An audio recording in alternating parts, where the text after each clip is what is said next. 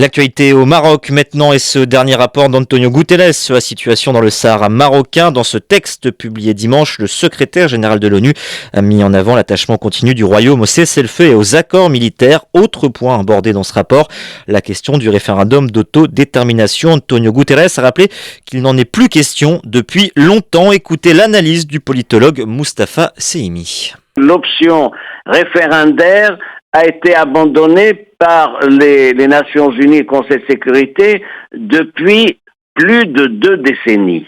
Pourquoi ? Vous savez que le Maroc était favorable à un référendum. Le Maroc l'avait proposé au sommet de l'UA en juin de 1981. C'était il y a plus de 4 décennies par le regretté roi Hassan II. Mais le problème, c'est que ce référendum n'est pas praticable. Pourquoi ? Parce qu'il y a eu des divergences et des blocages de la part du mouvement séparatiste sur l'identification des électeurs. À l'époque, c'était l'émissaire personnel Van Walsum qui avait fait ce constat d'ailleurs, il a fait cette déclaration. Il a dit le référendum est caduc, il n'est pas praticable et n'est pas faisable. Donc nous sommes bien dans une autre séquence, la recherche d'un processus de négociation. Sur quelle base ? Sur la base des résolutions du Conseil de sécurité. Quel format ? Le format des tables rondes. Le politologue Mustapha Sehimi, également avocat au barreau de Casablanca.